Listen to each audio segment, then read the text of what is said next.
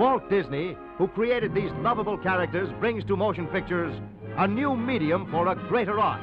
And it looks like a snow-white Christmas for all. In 1937, the world of cinema was changed. Walt Disney and his merry crew released a movie that would change cinema and the world of animation.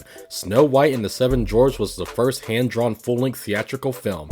It became the highest-grossing movie that year and the start of the beautiful world of Disney. Say what you will say about Disney now, but they have brought us classic movies, some of the best movies ever made and the most iconic characters in the history of the universe throughout the years. Bambi was a delicate story that traumatized kids with the shooting of a deer. Aladdin brought us Robin Williams the genie, one of the best Disney characters of all time. The Emperor's New Groove mastered the art of the buddy comedy and is super rewatchable. Beauty and the Beast is one of the best romance movies of all time and could even give La La Land a run for its money. Chicken Little, well Disney may kind of suck now, but damn, as a whole, it's one of the best studios of all time. Today is Disney's 100th birthday, and looking through the entire catalog of movies they've pumped out in the last 10 decades, the most perfect thing they've ever done, in my opinion, is The Lion King.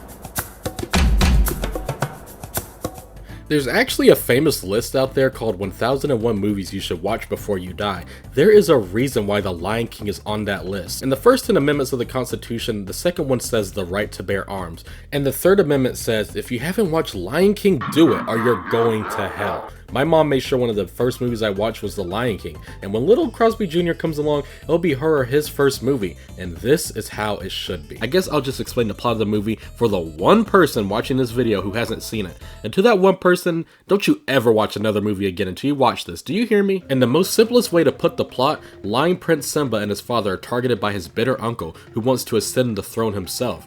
So basically, if you've ever seen Hamlet, it's that movie except with lions in it. As a huge film fan such as myself, I want to make a guesstimate and say I have watched 500 movies. Every single one of them has an opening. Out of all the movies I've seen, this film has the best opening ever put to the eyes of cinema.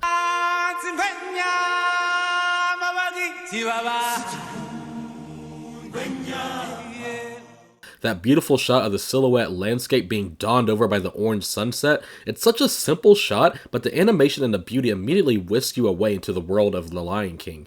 Then the choir comes in, animals of all types traversing through the African plains. The first time you watch this, you're wondering, where the hell are they even going? Then you see the shot of the Pride Rock and you go, ooh, something big is happening. It must be important. What's that he's holding up? Who cares? It's not important. Again, I've seen 500 movies all with title card introductions. The Lion King has the best one. Our main character is born, Rafiki the baboon has lifted up the prince, and all the animals just go crazy. No dialogue or explanations are given. The visuals are guiding us through the story. The choir swells its final notes, and then the thud comes.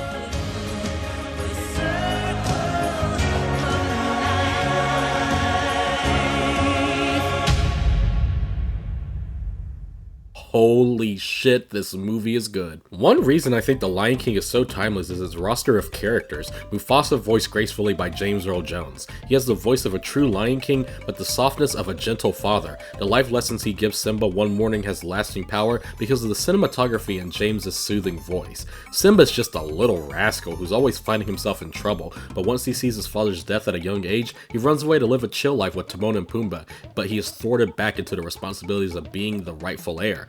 Speaking of which, Timon and Pumbaa are some of Disney's most hilarious characters. If you haven't, I highly recommend watching their spin-off, Lion King 1.5, for more of their hilarious hijinks. Rescuing Simba was a cinch. Then came the really scary part. Parenthood. Hey, Uncle Scar. Will I like the surprise? Simba, it's to die for. The villain Scar is definitely Disney's best villain of all time. Jeremy Irons voices this villainous lion, and oh my god, it's one of Disney's best voice actors of all time, no complaints. He has the voice of a vicious, cunning, sly lion. Yes, of course. As you wish, Your Majesty. And of course you got Zazu, Nala, Rafiki, the hyenas, this blue bug. All of these characters are some of Disney's most memorable, and it's gonna stay that way until the sun blows up. Then you got the music of The Lion King. There's plenty of people who hate musicals, and even they would agree that the music in this movie slaps, especially the songs. Circle of Life is hauntingly beautiful. I Just Can't Wait to Be King is a frenzy of colorful animals all making a catchy song. Hakuna Matata, I mean, do I need to say anything about that one other than everyone on the earth knows that song? While watching this video, a random baby was just born and they even know the song. Can You Feel the Love Tonight is on par with A Whole New World when it comes to best Disney romance songs. Then, ooh, oh shit, okay. Then you got Be Prepared.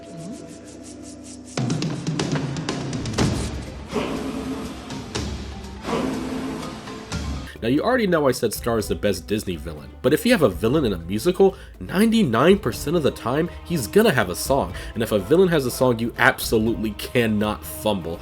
Be Prepared is deliciously sinister, with some obvious allusions to, Anyways, Jeremy Irons' voice and the visuals carry this entire song. Every singular line and verse he says is eerie, and the ferociousness of his voice helps the song become Disney's best villain song of all time. The point that I must emphasize is, you won't get a sniff without me! And at the end, you got that long shot of him beginning to tower over his minions, the hyenas dancing to his plans about killing Simba's father. Then you get the final shot of the scene, which is to the one guy who hasn't seen the movie, have I convinced you to watch it yet? So after this amazing villain song, what happens right after this? Well, what you need to know is Disney villains always fail. Always, except Scar. He's a rare form and actually does end up killing Simba's father in a scene that has left tons of kids, including myself, traumatized. It truly works because as kids we watch all of these animated movies, right? We're like, okay, there's a bad guy, but they aren't gonna succeed at all. So when you end up watching The Lion King and you watch as Mufasa doesn't move after getting killed, you're sitting there like, okay, I'm not used to this. The Lion King isn't scared to go there, and it genuinely is quite depressing watching a young lion cub tell his father they have to go home. Then he turns around crying out for help, but no one is there, except Scar watching from afar. He actually succeeded. Then you start thinking of the final conversation Simba and Mufasa had, and it hits even harder. Oh no! Dad?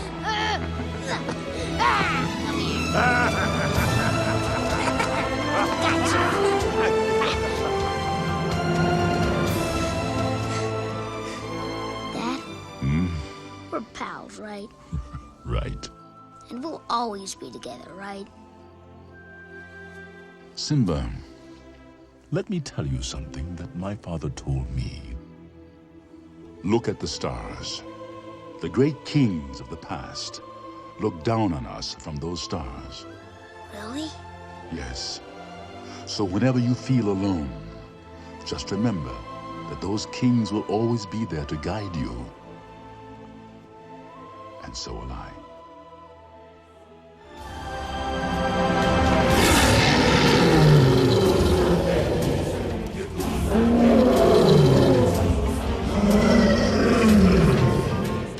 The movie ends almost the exact same way as the powerful opening, with Simba and his friends Timon and Pumbaa and his new wife Nala peering over Pride Rock. Rafiki comes carrying the new princess that will rule one day, while A Circle of Life plays in the background. A masterpiece has come full circle.